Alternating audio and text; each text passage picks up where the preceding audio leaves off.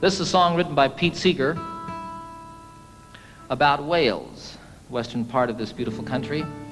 And most specifically, it's about the mining villages in Wales and the church in those villages and how the bells and the steeples of each of these churches has a different color, a different character to it. This was always my solo song when I was with a group called the Mitchell Trio. I didn't get to play guitar very much when I was with them, and so for my solo number, I picked this to sort of work out a little bit. When Pete wrote it, I think his intention was to make the 12-string guitar sound like bells. We'll see.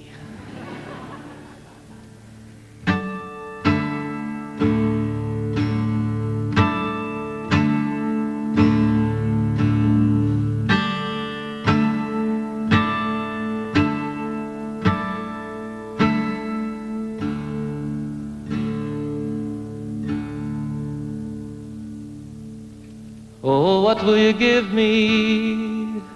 Say the bells of Rhymney. Is there hope for the future? Say the brown bells of Merthyr. Who made the mine owner? Say the black bells of Rhymney. And who robbed the miners? Say the grim bells of Blyna.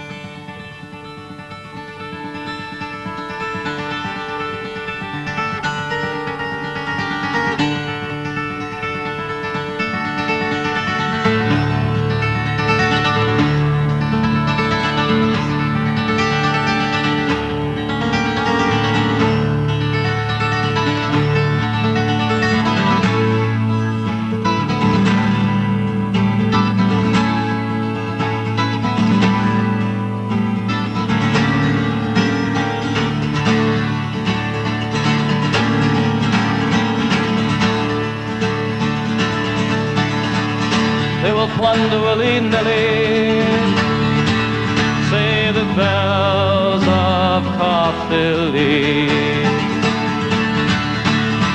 They have fangs, they have teeth, shout the loud bells of need. Even God is uneasy, shout the moist bells of Swansea. And what will you give me? Say the sad bells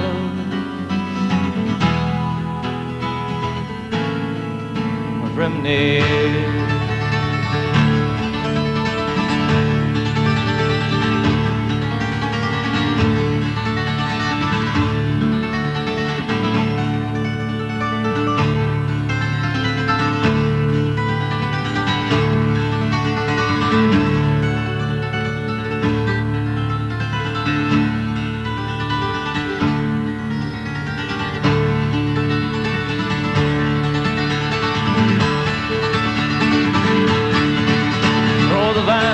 In court,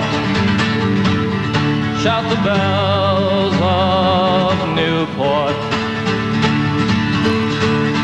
All would be well if, say the green bells of Cardiff.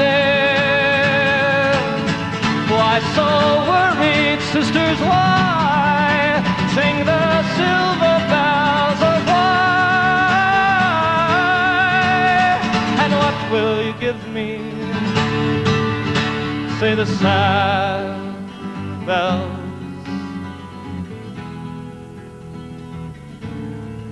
of Rhymney.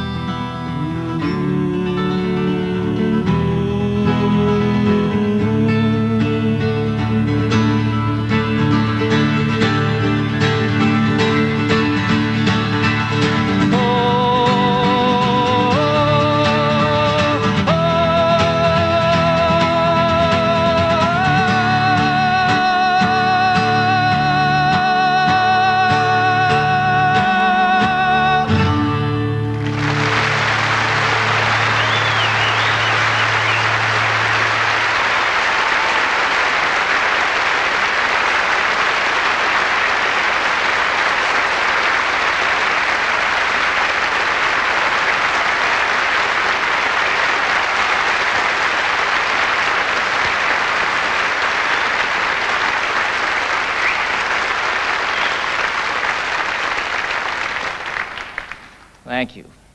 I had a wonderful, wonderful experience this past September that I'd like to tell you all a little bit about.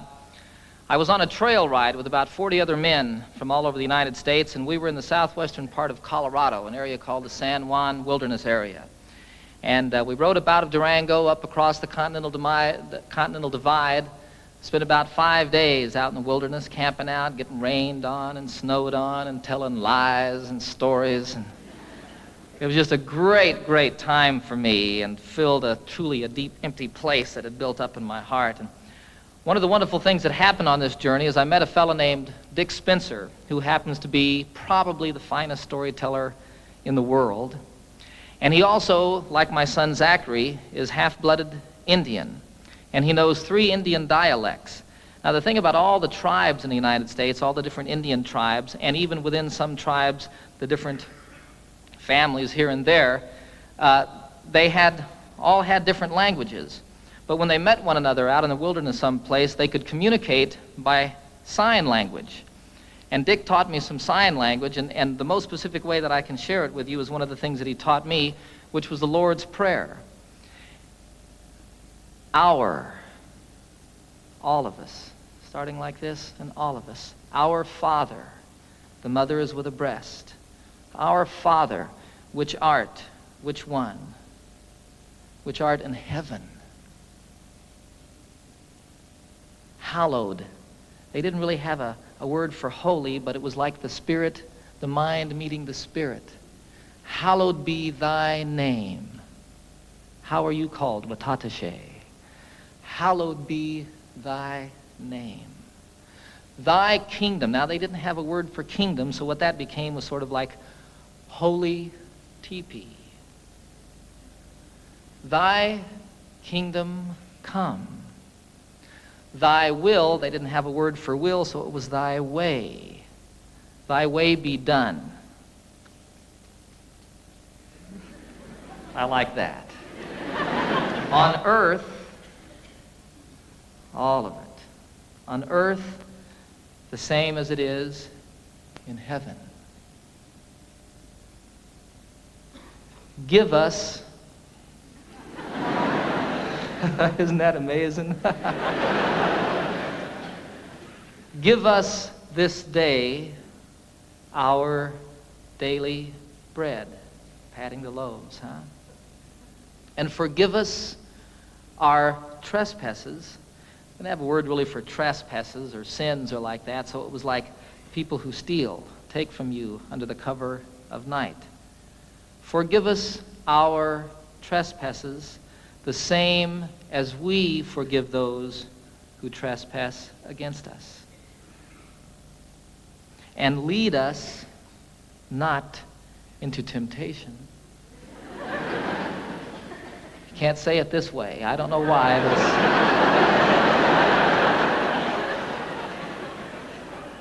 Lead us not into temptation, but deliver us from evil. And evil you cast forcefully away. Don't throw it behind you. Dick was very specific about that. I don't know what that means, but it doesn't go with the prayer. Evil, for thine is the kingdom and the power, the same everywhere and always, huh? And the glory forever as the sun rolling across the sky.